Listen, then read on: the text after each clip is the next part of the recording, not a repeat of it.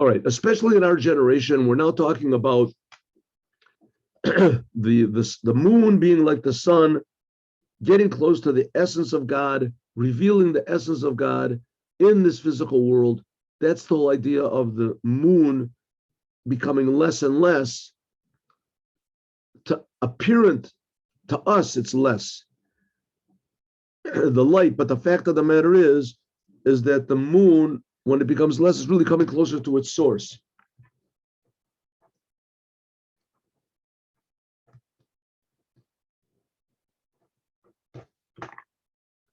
And this source is going to be revealed in the future. And then we're going to see that the sun and the moon are also both receiving from the same source, from the essence of God, and that'll be revealed here.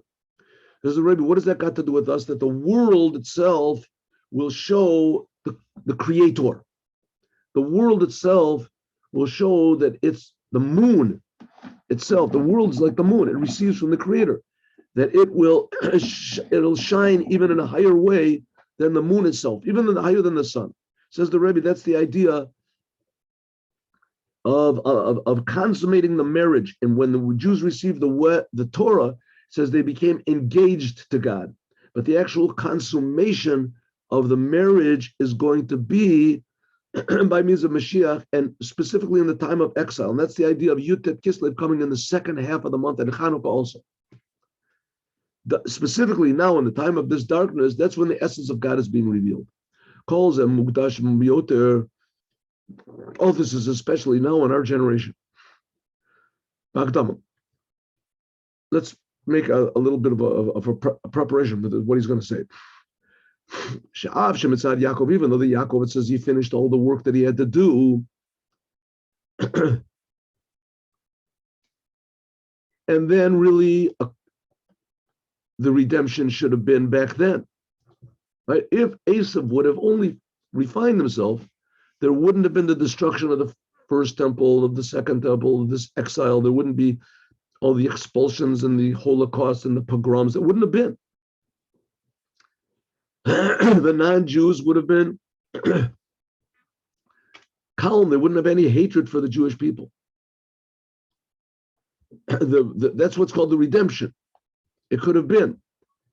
Therefore, it says, Jacob sent these messengers or angels. He sent to Jacob, to Esav, and telling him that, listen, I'm ready for the future. I'm ready for the redemption. I've done my part. Like it says, the Moshiach, this is the end of this week's Torah, Haftorah. We're going to learn this at 3:00. Be with it.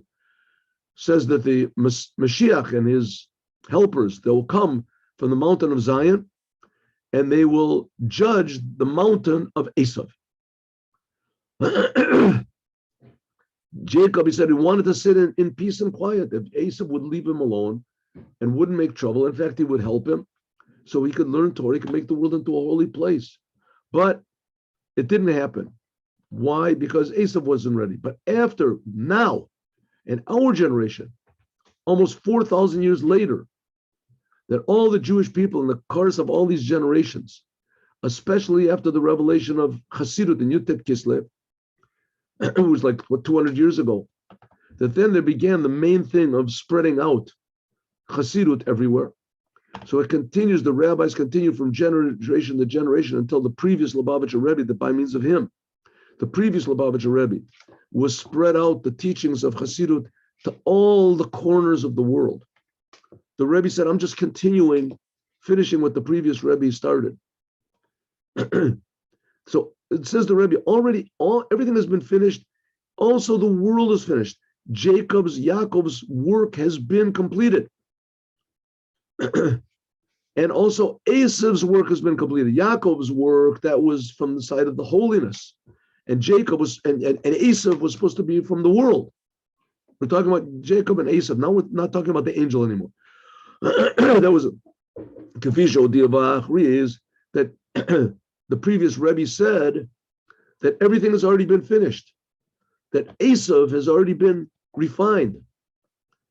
Even the button, everything is ready for the parade, for the future redemption. Even the buttons on the uniforms of the marchers have been shined up. Everything is prepared for Mashiach. So now we can understand that now what we're doing, since the time of the previous Rebbe said this, and this has already been, right, 70 years, more. All the time the Mashiach delays for whatever reason it is. What we're doing now is not separating bad from good anymore. But now what we're doing is a different type of a service. It's a special type of a service just to bring revelation of the Mashiach in the world. Mashiach is already here. We just have to reveal it. When we say this special is hinted at in the Haftorah of this Var Yishlach. This week's Haftorah is very interesting. We'll talk about it. It's the whole book of the prophet Ovadia. The whole book of the prophet Ovadia is one chapter. It's just one chapter. That was his prophecy, was just one chapter. That Ovadia, he was a convert. He converted to Judaism, and he was a high official in the government of Achav and Jezebel. And Jezebel, she killed all the prophets of God. She killed all the prophets. A terrible lady. And he, at tremendous danger and expense to himself, he saved 100 prophets. He put them in two different caves, and he provided food for them. He borrowed money. And in any case, because he had this tremendous self-sacrifice, so he got prophecy. And in some ways, prophecy was one of the clearest ones about Mashiach, one of the strongest one, as far as the non-Jews are concerned. That's what we're going to learn. Be with us at 3:00. So it says, this prophecy of Ovadia, the house of Jacob will be like fire, and the house of Joseph will be like a flame, and the house of Esav will be like straw. V'yirshu Negev et Har Esav, and that from the south they will come. It says all the non-Jews also will fight against each other. It says that there'll be revelation of God ad Sarfat, until it says Sarfat. There it says Sarfat, but Sarfat really means France. Yeshut Arya Negev, that there'll be this. We'll learn this in the Haftorah, that there will be all the cities of the south will conquer Sarfat, and the Mashiach will come, and his helpers will come from Har, the mountain of Zion, and Mashiach will judge the mountain of Esav. What's it talking about? First of all, it's talking about Yosef, the house of Yosef. This is talking about the previous Lubavitcher Rebbe, that he's the Mashiach of our generation. He's the Nasi of our generation. His name was Yosef. Yosef, and regarding all the generations that came before him, the previous Lubavitcher Rebbe, we had a picture of him, right? Just show you a picture again, just so that everybody remembers the holy face of the previous Lubavitcher Rebbe. Here it is.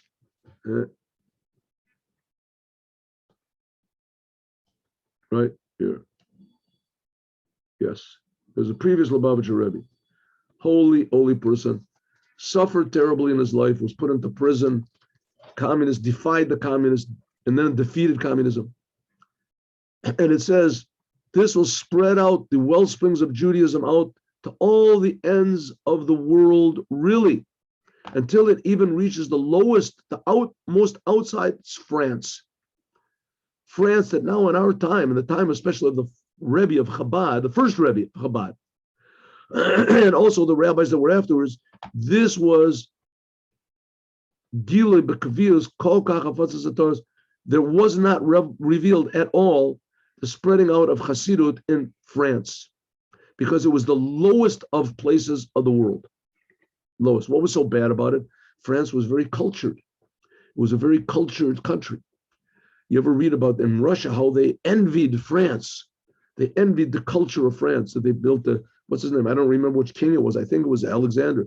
He built the Hermitage in the same form exactly as the Versailles Palace. They were so enamored of France, right? They tried to make Petersburg look like, they loved the ideas of France.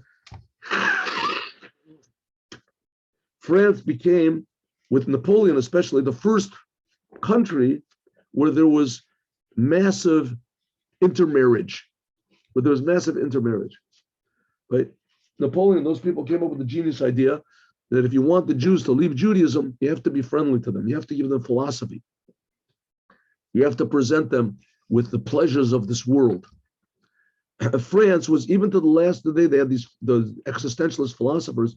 They were just terrible. I mean, just terrible. They went into the details of how there's no such thing as God, and there's no such thing as meaning, and there's no such thing as Torah, and there's no such thing as this.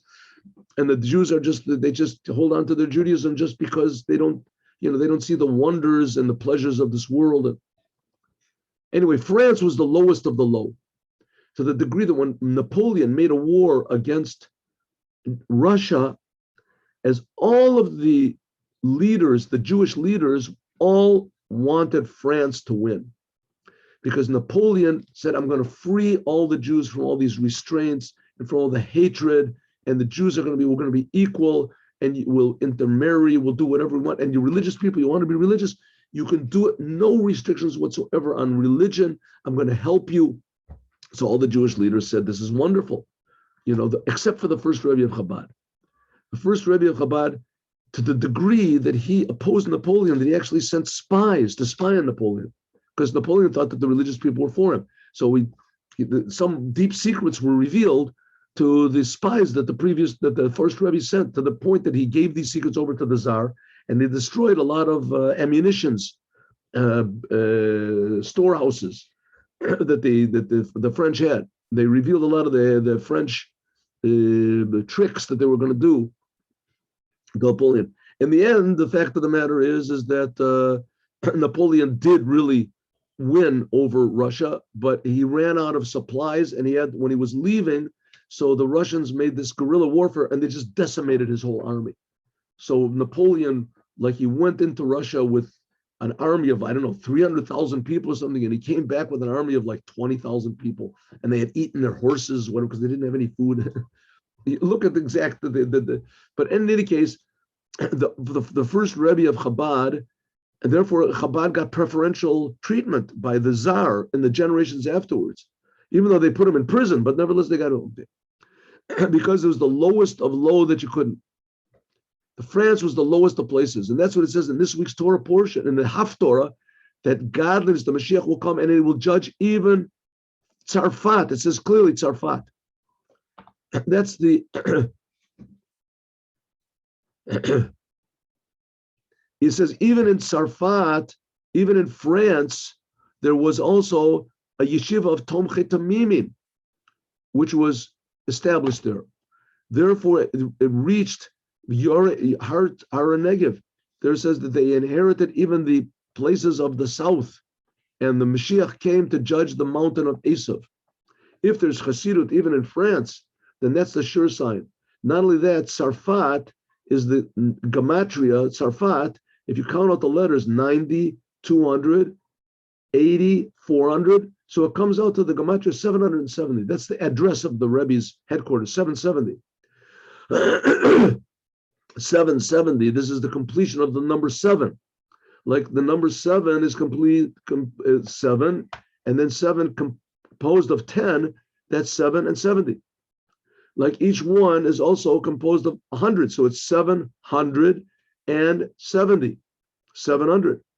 And both of them together, 770, they put it all together. This is the completion of the number 7.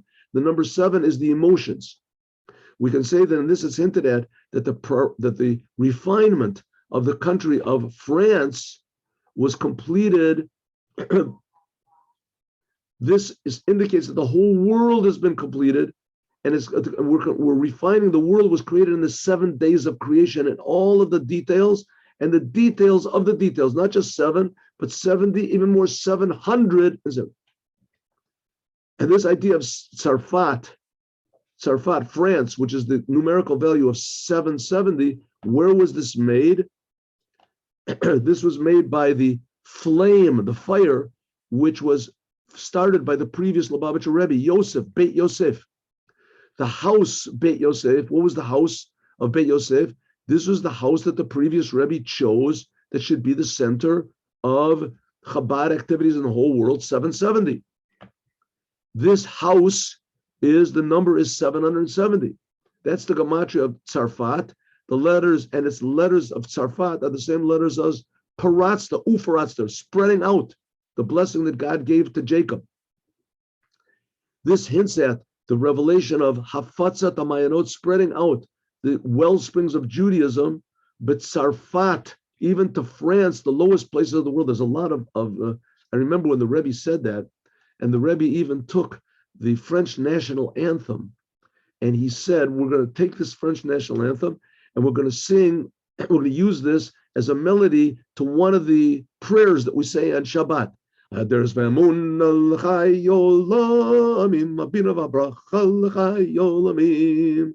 Adavadibu, Gagadul Vagavur al Chay, Diabadibu Chayolamim.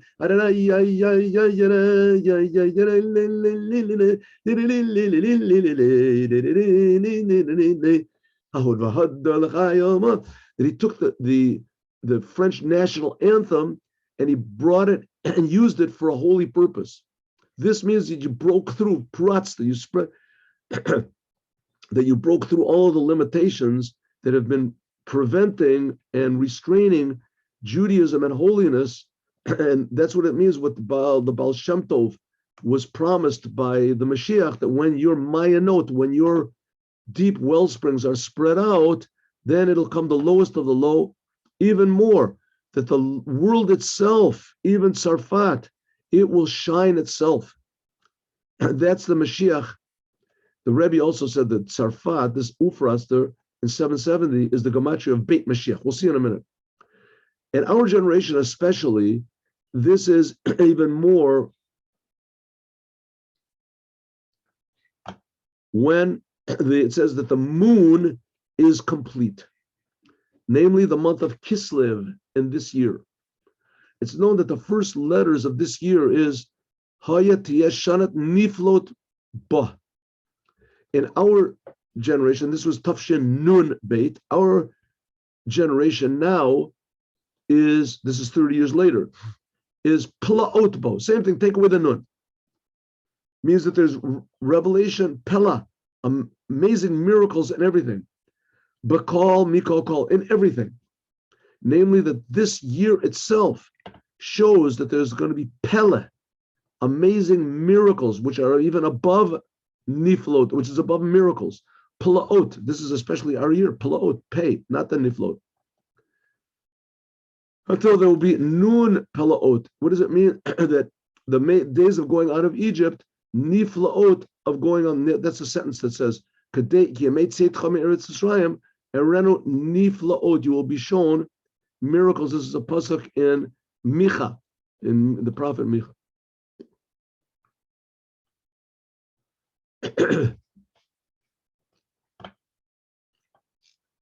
That's this happening in this third month, which the third month of the winter corresponding to the third month of the summer. The third month of the summer is when we receive the Torah on Mount Sinai, the external Torah.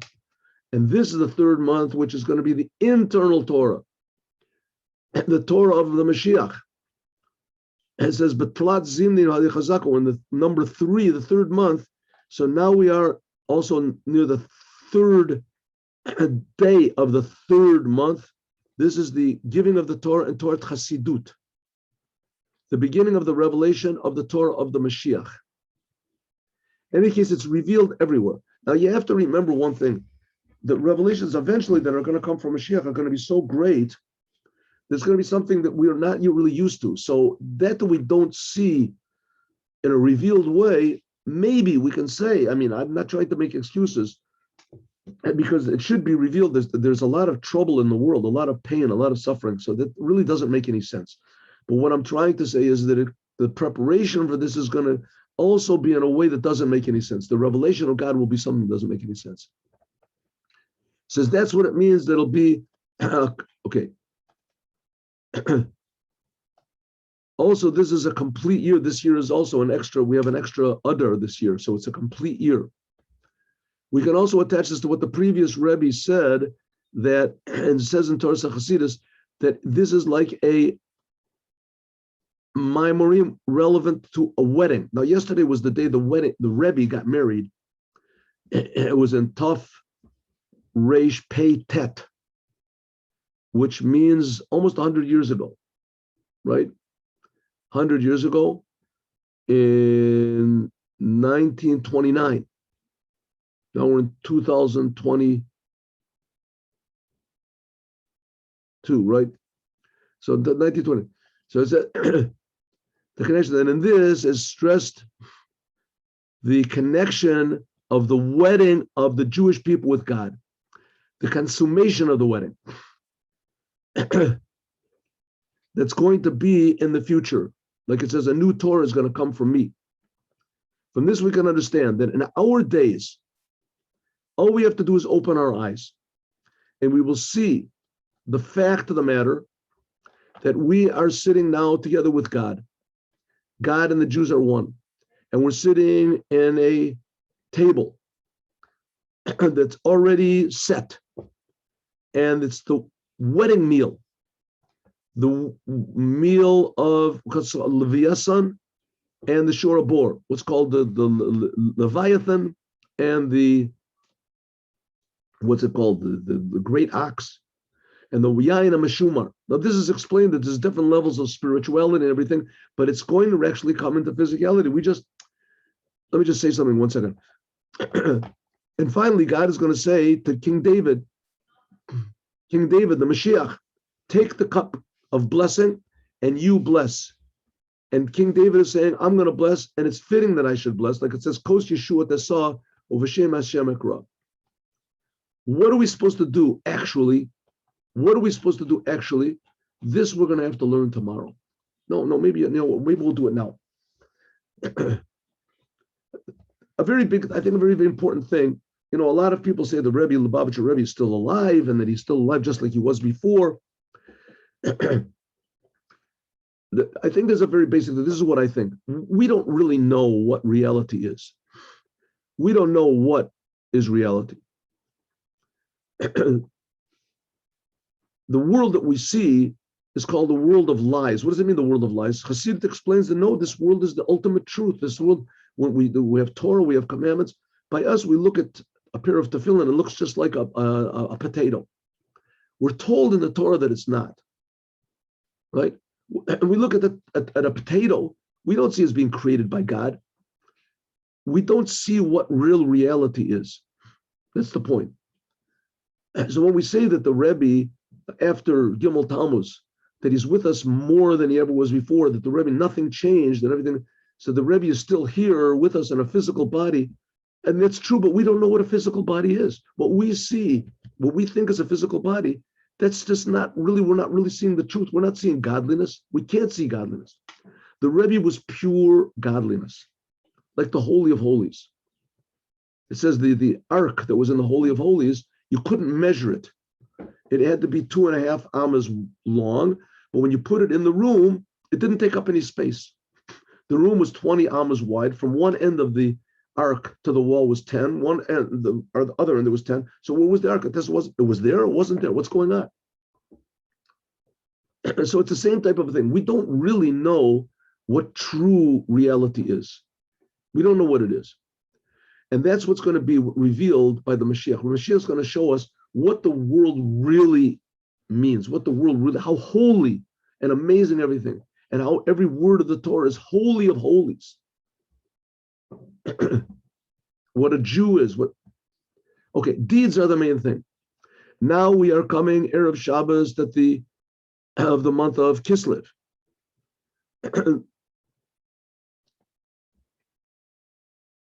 This Shabbat is going to be what? The 16th. It's going to be one day after, It's going to be drawn Shabbos to Motzi Shabbos. It's going to be the first day when God is one in the world. And the 3 days that they're going to have something, holiness, special holiness, drawn to the 18th day of Kislev, the day before Yutet Kislev. Here, the Rebbe, the calendar in the Rebbe that we were speaking was one day earlier than here. Here, the Yutet, when the Rebbe was speaking, Yutet Kislev was on Tuesday. By us, it's on Wednesday, one day after. How much more so the days of the redemption of Yutet Kislev, when the first Rebbe got out of prison, you got the news that he was released, and on Chav Kislev, when he was actually released, and draw into the days of Chanukah. So if so, we should make every day, we should make a Farbrengen, every single place, every single country, every single city, every single neighborhood, not just one big Farbrengen in a central place, but every single place, simply, we should make a Farbrengen in a way that that it's an open shell ikar, that it's as though the place where you are is the main place, not just as the one big place that's the central place of the Farbrengen, and we're just making a little one over here. No, that every single person, every single place should make their own Farbrengens, get-togethers, and you don't know how to do it, ask a Chabad person around you. He doesn't want to do it, force him. That by means of this, there'll be more. There'll be, what do you say, a competition between one place and the other. Each place will want to be better than the other until everyone will be, every Farbrengen will be like the main one. You won't have to rely on the central one. There's one by the Rebbe, etc. And it's worthwhile that every single person should make a Farbrengen. How much more so? 3 Farbrengens, 3 days in a row, with himself, with his family, with his friends, with his acquaintances, in order that you should stress even more that every single person has to be what's called a mashpia, has to be a teacher, has to influence others, just like the moon. The moon eventually will become like the sun. That's the whole idea of the future redemption, that everyone has what to give, like the moon. It'll shine like the sun.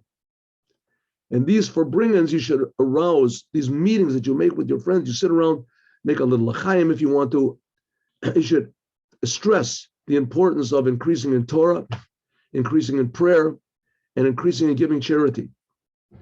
Like the rabbis say, on Parah B'Shalom Nafshi, anyone who works at Torah, good deeds, and prays with the congregation, I treat him as though he has redeemed me and my sons from the exile. And the main thing is that it should really be that way. It shouldn't be as though, but it should be the actual redemption of the Jewish people. Simply speaking, that every Jew should suddenly wake up in the morning and say, hey, I'm a Jew. You know, God gave us the Torah. I want to do what God wants. I don't want to just be like an animal walking around the street. I want to do what the Creator wants me to do. Every Jew will say it.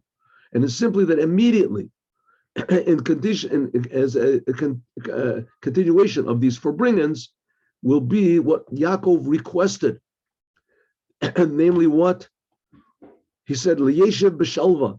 All he wants to do is just sit quietly, not to have any unnecessarily problems with poverty or disease or or fear or enemies, things like that. That it should be actual. The world shouldn't present any difficulties, but rather we should be free to serve the Creator and elevate the world and teach everyone around us. Because this will occur because it's already occurred what it says in the end of this week's Haftorah, Ola Moshiach Bahar Tzion, that the Moshiach and those who help him will come from the mountain of Zion and they'll judge the mount of Esav, and then God will be the ruler over the whole world. Then will be Ach Tzadikim Yedu Shemecha Yeshvu Yishorim Et Panecha. Then the Tzadikim will know your face, God, and the honest people, they will dwell with you in the third temple, and there in the third temple, then we'll really have a nice Farbrengen. There'll be, especially in Chanukah, we'll actually light the menorah in the Chanukah, and all the Jews will be there. In fact, we can even do it before Chanukah. And in the days of Chanukah, we can add on more light. And the total redemption that's going to be going from strength to strength, from blessing to blessing. And we will see God in Zion, in the Holy Land of Israel. Okay, my friends, let's see. Maybe we can do this Hayom Yom. We'll see if we can do it, huh? We went a little bit over the time, but it was worth it. Tomorrow there'll also be a class. We'll have a class in the Sikh of the Rebbe. One of my father's Sikha, he explained something like this. There's a tzaddik, a yashar, a tamim, and a chassid. These are praises, terms which are to describe different levels of wholesomeness in a person. A tzaddik is a person that he has completed positive commandments. Therefore, he brings blessings down into the world. A yashar, a straight person, this is a person that's complete in negative commandments. He doesn't do anything wrong. This is even, he goes against his nature. This is draws down blessings from above even what the positive commandments draw. A tamim, this is a person that is earnest. He draws down this level of godliness, which we said that the taste of the tree and the fruit is the same. This is something like we talked about Yaakov and Esav. And this permeates everything in the world. The highest level is that's a tamim. The highest is a chassid. There's 3 levels of a chassid. Number 1 is worldly affairs do not disturb him. Everybody can reach this. Number 2 level is everything that he does is godliness, even though that it's attainable by everyone, but not everyone gets to it. And the 3rd level, it says, who is a chassid? A person that only he wants to give a pleasure to God and reveal God in this physical world. And this is the level of a total tzaddik like Rabbi Shimon Bar Yochai, as is explained in the Tanya, in the 10th chapter of the Tanya. We're going to talk about this, God willing. Okay, so today, 3:00, Chumash with explanation. Today we're going to learn the Haftorah, the prophecy of the prophet Ovadia to the non-Jews. Have a good day with Moshiach now.